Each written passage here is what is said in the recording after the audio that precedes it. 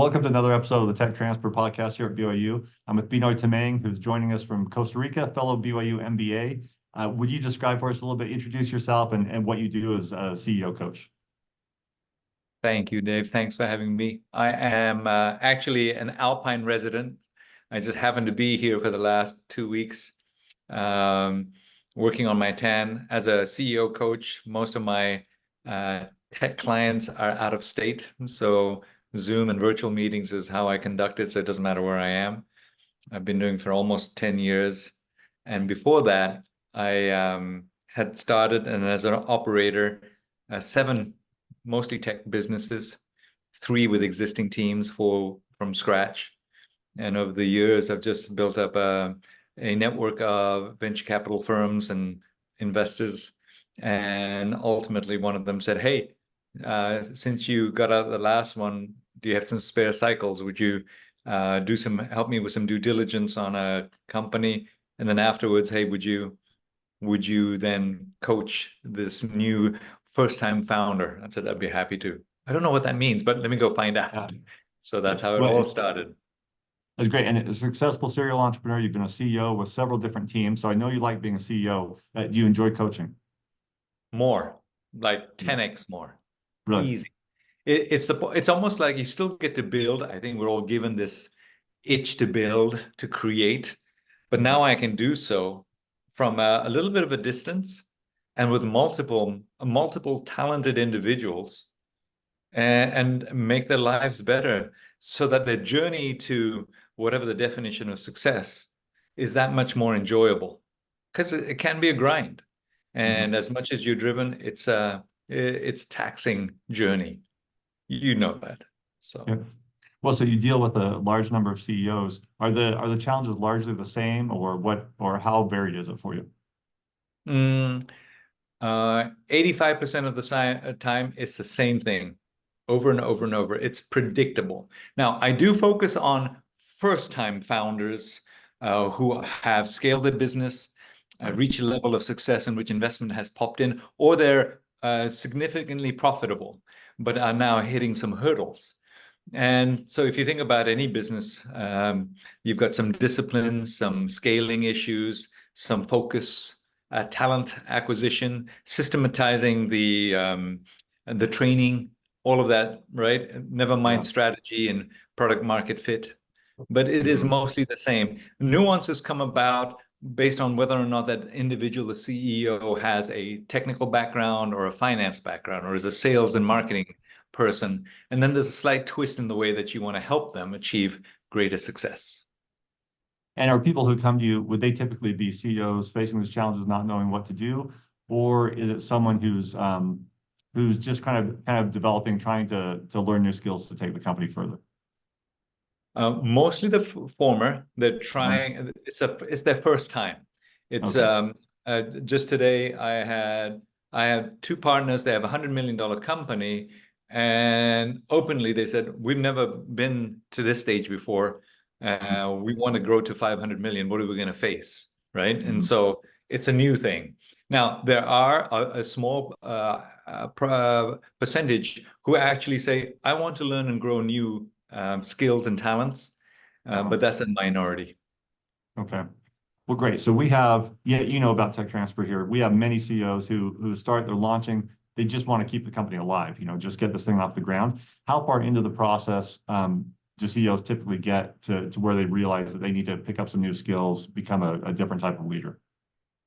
Well, there are 2 answers for that. There's the reality of they don't know, but they struggle through it anyway, right? They're going to, by hook or by crook, they're going to make it happen by sheer will. And then there's a portion where actually the company hits 5-10 million ARR, and they're starting to say, hey, we're getting some legs, but I don't want to screw it up now. Now that I have more people on payroll and potentially even an investor, now I've got to get serious about honing my chops and making sure that I get some help. Most of the time, we make do, right? That's real. Okay, and so a lot of CEOs, they manage to keep the company going, launch it, get some initial investment, and once they're a little bit successful, they start to think about scaling. What are some good strategies that you talk to people about scaling? The biggest thing that I've learned is that you can't scale a business until you've scaled yourself first. In many cases, a $10 million CEO will say, hey, I want to get 100 million. Then I'll say, well, you'll have to be a $100 million CEO first in order to be able to lift where you stand, help the rest of the organization. So that's number one, always. Number two, when you look at it, it's always focused around people, scaling and creating systems that augment and help the talents that you're bringing on board. So everything that you do around people is the priority after scaling and getting yourself to be a better person. So number two, we're talking about everything we're doing with hiring correctly, training them, investing in them, having the right metrics, KPIs, whatever the compensation is, that's going to be tied to a very well-defined boundary of what is your job description, when do you do the handoffs, so that they know how to win. Invariably, people get to a certain stage in the company, and I've seen this too many times, where they say, we need to hold this group accountable, or this person is not doing the job, whatever. It's usually not an adherence issue by the employee or the manager or whoever. It's a lack of clarity into how they can win, right? They just don't know, because people are running too fast, and they just give them a general direction of how to succeed, but no training, no support, no definition. No, that's number two. Number three, the scaling third priority is always around containing the customer data in what I call a central database, a single source of truth. Generally, we have a hodgepodge of different databases, Excel spreadsheets, NetSuite, some open source product, whatever, and everything is in different places. And as soon as you become real, you realize, oh, how fast are we growing? What's our retention? What is our churn? And then there's a whole quagmire of trying to figure that out. So customer data and systematizing that is priority number three. Oh, that's super interesting. So what are a couple systems that work well for companies as they scale up to control the data? That is I've learned it's very presumptuous of me to make any recommendation. I always ask, what are you familiar with? Who is your most technically capable, if not CTO equivalent, or a CIS, or whatever?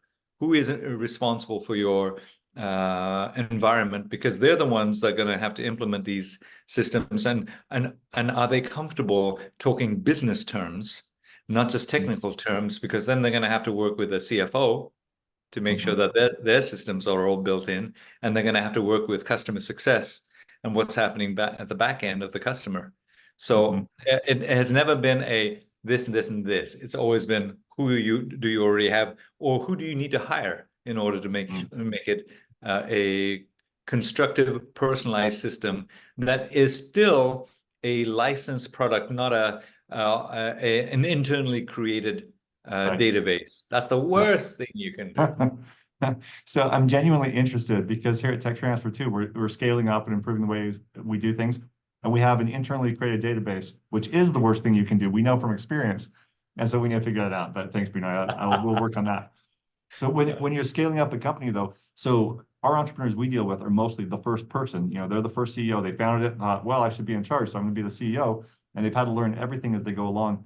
At what point as a CEO are you worried, hey, maybe the board will remove me and just bring in someone else?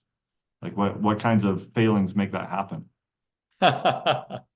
It's a beautiful question, Dave, because it happens the moment there's any measure of success, because the person goes, oh, it actually worked. And then, and then I could lose it, right? They could lose even that little glimpse of hope. Never mind getting to an investment stage, and then the worries escalate, right? They escalate because now you have not only down dependence, you got to manage up the board / formal investors and their expectations.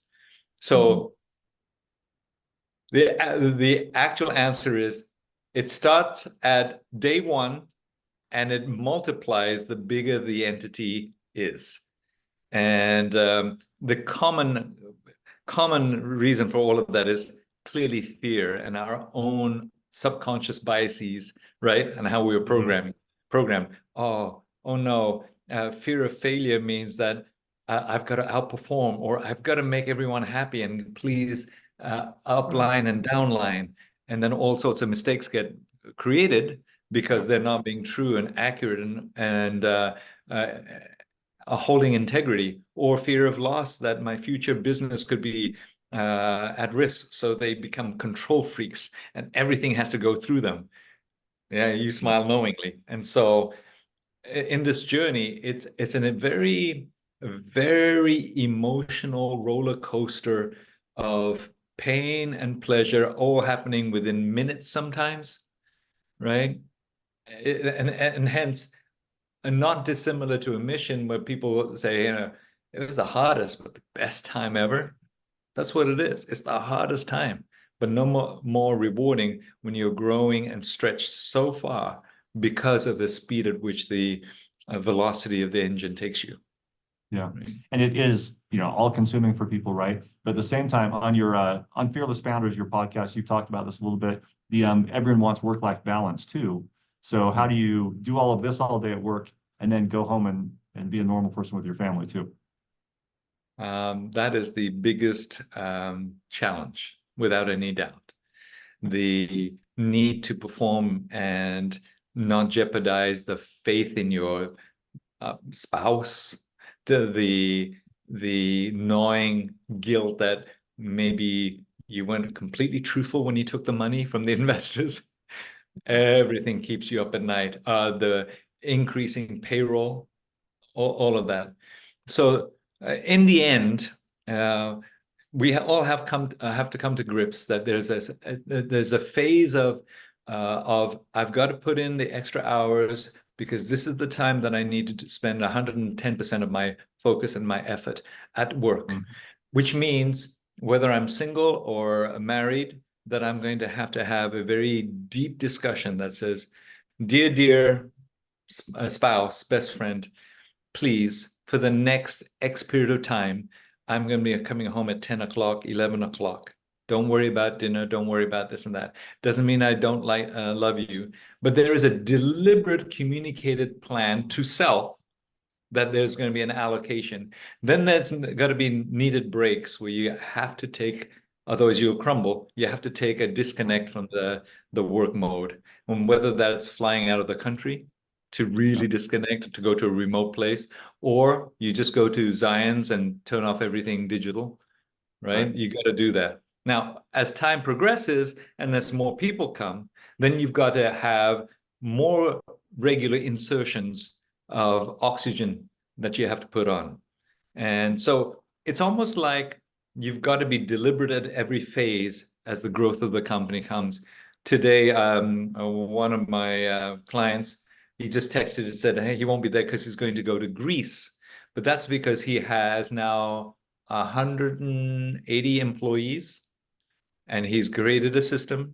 He knows he needs to do this with his family. Great, right?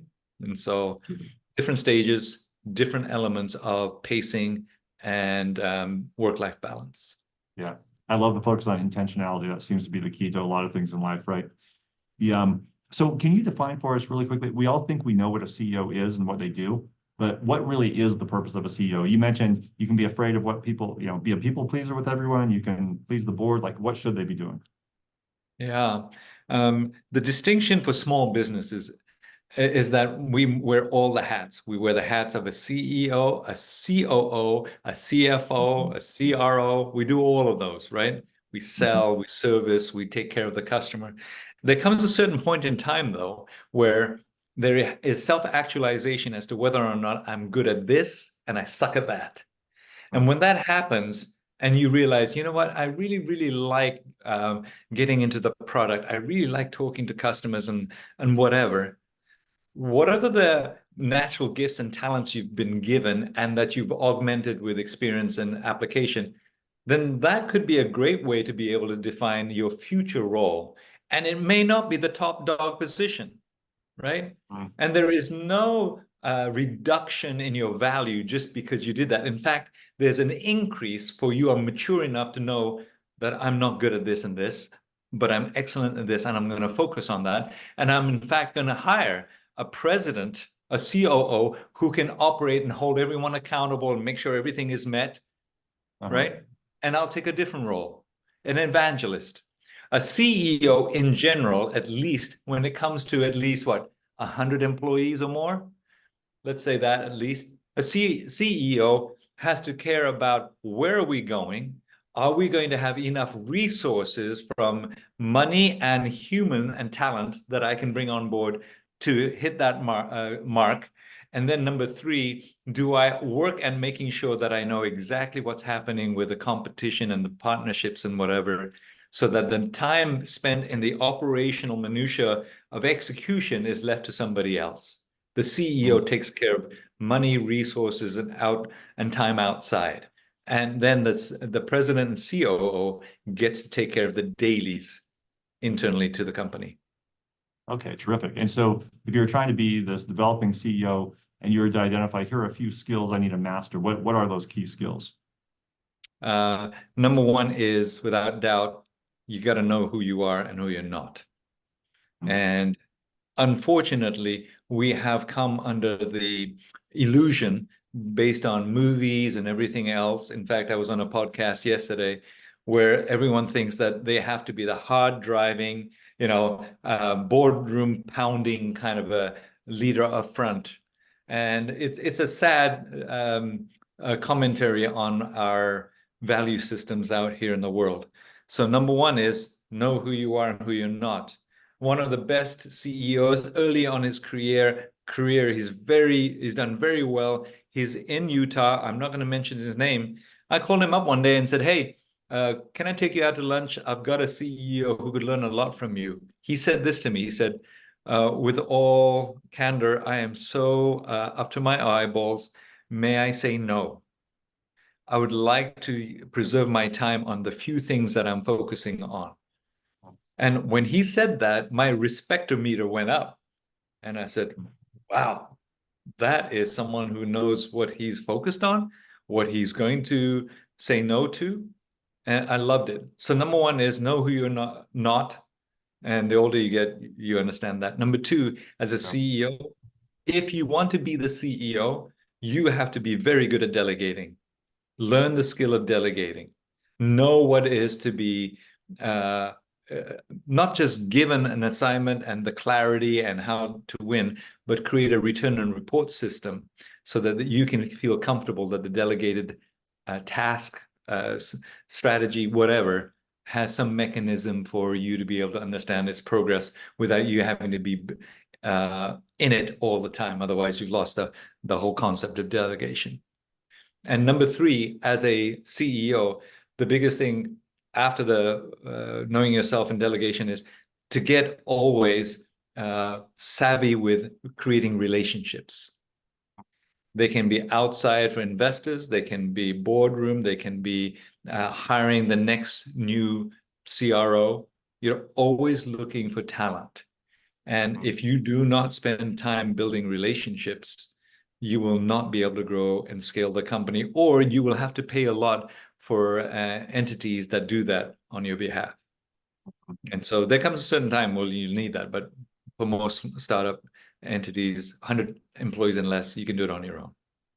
Okay. Well, even when you're in that early stage, so under fewer than 100 employees, how do you build a strong team? Like, how do you find the right people? Yes, that is probably the hardest job. I got off another call with a Portland CEO today, and he says, not again.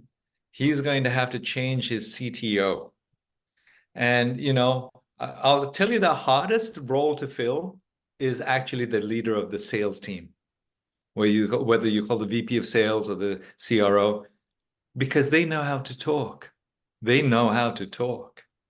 And so as much as you can do due diligence and get references and background checks and whatever, it's rough. So I'm telling you first some of the negatives. It's hard to nail a really talented CRO, much like a band. I've had a band for years, Dave. The What do you play? keyboardist, Do you sing or play? nothing here. I play rhythm guitar or bass guitar. Okay. It's the keyboardist. The keyboardist is worth her weight in gold. And the CRO, VP of sales is the same because they are at the front of the arrow, right? They're making revenue happen. So back to your question, how do you get a really talented team? I don't know how to do it except you just kiss as many frogs as you can until you find the right prince. You just have to do everything you can to figure out, background checks, this and that, and whatever. And ultimately, for me, what I've done, and many do, once they find a talented person for one company, they'll keep them on for subsequent Sure. companies, right? Yeah. So keep the talented, trustworthy leaders with you in multiple, if you're doing more than one, multiple businesses. So that's really for me, the accurate response to your question. It's tough. Yeah. Tough to choose Yeah. correctly. And people always tell you hire slow, fire fast. With a small team, though, when you're first starting out, if you have 10 people, you don't want to fire one of those people. Do people hang on to employees too long? Always, always Yeah. for that opportunity cost that hits them, right? And they Yeah. go, because the opportunity cost, if I don't do it, I'll pay for it later. But if I do it right now, I won't get any sleep. And Right. so it's always that, yes, the the the illusion that we can control the outcome creates a lot of what I call unnatural behaviors. In the end, we believe that we can will our way to it, work our way through sweat and whatever, and it takes a lot of sacrifice.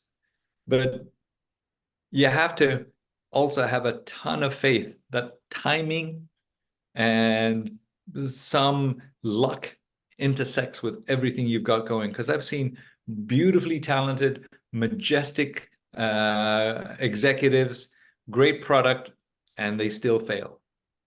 They still fail. And so And you just got to be quick to pivot. Just quick to pivot. All right, cut it off fast. Move. yeah, people will talk about almost every entrepreneur will tell you you need to be willing to fail and learn from it. Have you ever seen a CEO do a good job of that? Like, what would be an example of someone really learning from failure? I had a CEO in Orange County who said, uh, I'm supposed to hire a CFO with my new VP of HR with the $15 million that I just received. What does a CFO do? The beauty in this man was that he was completely transparent and humble. He didn't know. He said, I don't know if I'm going to botch it up. Long story short, I said, don't have enough time to share with you. So here are the interview questions for your CFO interview starting tomorrow. And I just banged out a page and a half of single-lined topics, strategic to tactical. And here's what he did. He then hired the right person, a fabulous experienced CFO, who then trained him on business metrics, financial ratios. And within 1 month, the CEO was grilling the CFO and asking pointed questions about what's going on, why he was that bright, that hardworking, that humble, that he turned that around real fast and understood what he wasn't and rectified it. It may Wow. not be the classic answer you're looking for, but that I've never forgotten that he No, that's didn't know. great. He didn't know. Yeah, that's fantastic. So he'd look to you as a mentor. Often we'll have student entrepreneurs here who license the technology and are doing this for the first time, definitely, and they want a good mentor. How do they find the right person, or where do you look for good advice? Yeah, it's interesting, right? Invariably, I have seen many people look at money as the indicator that they're successful and hence an appropriate mentor or subject matter expert. And at my ripe old age, Dave, I'll be straightforward to all those who are listening and watching this. I have found that it is more important to find someone who's wise, someone who may not even be in business, someone who may be the quiet ones, because they're the ones, if you talk to enough people, they're the ones who will actually direct you in life. For you may be having an urgent need at work and have a tactical need to address a topic that you may not have any experience in. But if you look at it, every story that I share when I'm training executives, I only use family stories. I talk about my failures with my kids, or I talk about the mistakes I made with my spouse. And it all translates to work. It all translates to work. I'd recommend you find the wise World War II veteran, if there's any around.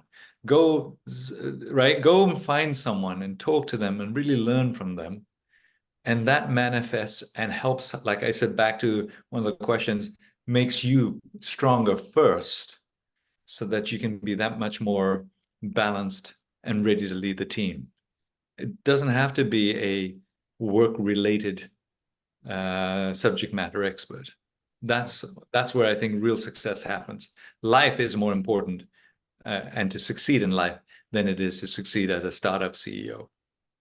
Okay, so you would say a good or a good mentor would be experienced, honest, and objective, but didn't necessarily do the exact same thing. I think that's super interesting. Yeah, they don't have to be doing the right thing. No, it applies. And smart founders will go, okay, I can translate that myself. I can apply that by myself. Yes, I see it. Well, good. Well, so you've done you had several startups, and then you've been coaching over your career. Have the roles of CEOs changed, or has it been pretty static? I And I'm think just wondering if there are trends. Yeah. Yeah, I'm seeing a trend now towards where the current tech CEOs have become now much more of a marketing machine with a social media presence that otherwise wouldn't have had, didn't exist 20 years ago. There's a lot of pressure on them to be able to even be vocal in response to what's happening in society, to take a stand. And sometimes, whether it be riots or whether they be COVID stands, the employees are expecting some level of expression as to where the company's position is, to the point that more and more of the younger generation are looking more for the mission and the cause than they are in the actual productivity and financial health of the entity. And so they'd rather back someone who is going to be mission focused or be biased towards that, while in taking into consideration that they can participate, have fun, have a job. And so that has changed the CEO role to not at the expense of losing. It's an addition. It's an additional role to be the mouthspeak, to be the media representative on behalf of the company. And to add not so much we have to be spit and polished and whatever, but to have comfort in front of, cameras and everything else. I think that's the biggest trend I've seen. Wow. Yeah, it does seem that CEOs are much more celebrities now than in the past. Even local ones, I think, are maybe well known in that way. So. Yes. Yeah, I have many stories of employees, a client in Chicago, employees were in an uproar about some of the police actions against the local Black community. And they were aghast that the white CEO of their company did not take a stand, did not make one whimper. And it was an interesting internal mini rebellion. Yeah. Yeah, you've got to control the optics like never before, probably, right? So. Yeah, right. And yet they also know when it's not optics, they want to see that it's real and sincere. Yeah, right? they want actual substance. That's right. Yeah, they can smell fake fast. So yeah, and you see some of those that are too. some of the new pressures. Yeah. Well, good. Well, you're on vacation. I know I need to let you go. And thanks so much for taking the time. I know people can find you at techceocoach.com. And then there's also the Fearless Founders podcast. I've seen it on YouTube. I imagine it's probably Spotify and elsewhere. How else could people connect with you? Yeah, I'll tell you right now, for me, I love being able to help anyone and what's going on. The techceocoach.com is the easiest way to reach me. It's got my cell number. It's got all the contact info.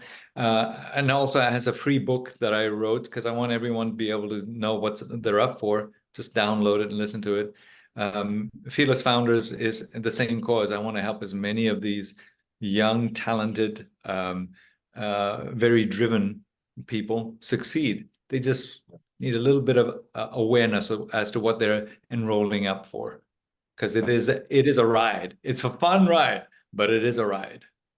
So, And it can be super intimidating, I know, from talking to people. Thanks for coming on the podcast. It's just been a pleasure to talk to you. You're welcome. You're great. And thanks for helping over there with the tech transfer office. Thanks, Dave. Thanks, Benoy.